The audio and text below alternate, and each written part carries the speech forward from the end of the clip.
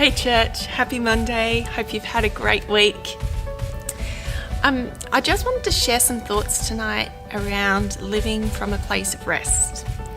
And back in January, I got quite unwell for a number of weeks, and during that time I was kind of stuck on the couch, couldn't really get up and do anything, and I started getting really agitated, really frustrated with that season, because I just wanted to get up and do something.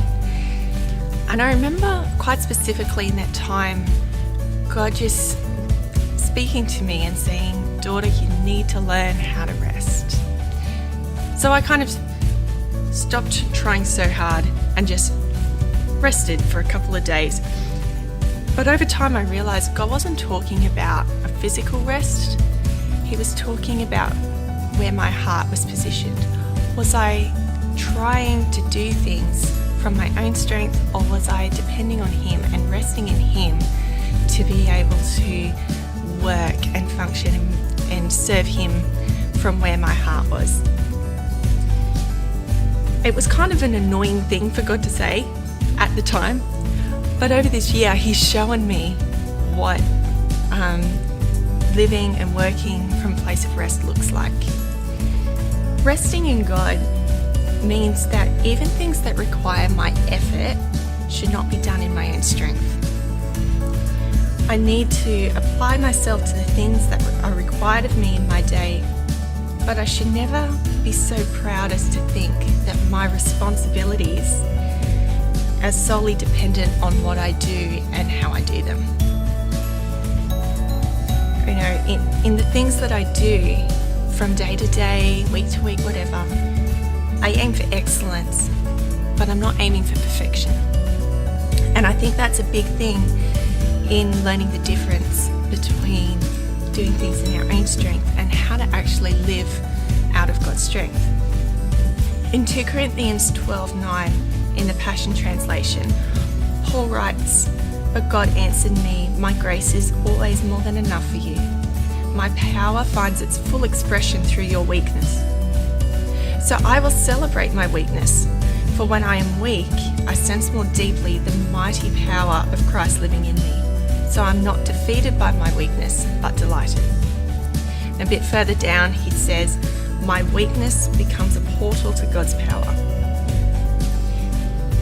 If I'm living from a place of rest, then I allow myself to recognize that I have limitations, but God does not. I can't do everything, but God can. Not everything rides on me, but everything I do rides on how I surrender to God and what my relationship with God is like. Living in a place of rest is working from the confidence that God is strong enough and big enough and loving enough to fill in my gaps.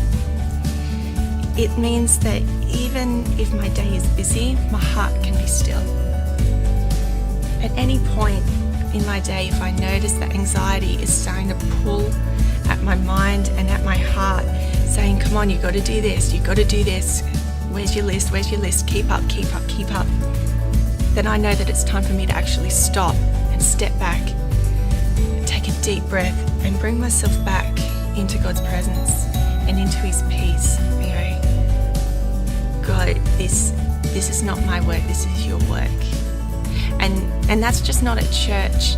It's, you know, when I go to work during the day, it's when I'm at youth, it's when I'm teaching my students. It doesn't matter what it is. My purpose here is to bring the reality of Christ through my life.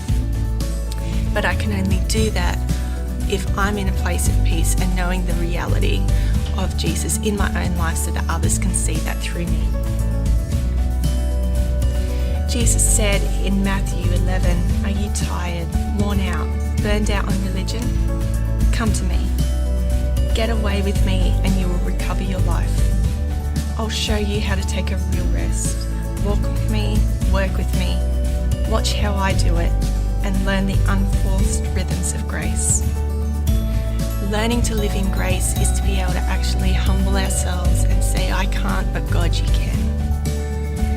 This is not about me, this is all for you." It it doesn't work to actually put effort into rest, because that's not grace. We can't earn grace. We can't achieve grace. But if we stop and just surrender to Jesus, then His grace comes and He shows us what rest is.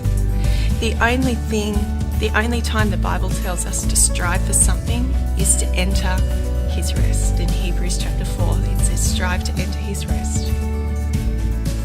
It's a gift. It's a gift for us to be confident in who God is and in His strength and in His love and His power that will lift us up. We'll soar on the wings of eagles. We'll run and not be weary. We'll walk and not faint in Isaiah. So I just want to encourage you. We're all getting back into the business of life at the moment. But don't allow yourself to be so busy that you wear yourself out. Take time out to spend with God. Take time to spend in His Word, in His presence. Hand Him the things that are worrying you about your day, and let go of anything that doesn't need to be there, and just enjoy who God is through your day and allow His presence and the reality of who He is to flow through you. I love you. Can't wait to see you sometime during this week or next Sunday. Hope you have a great week.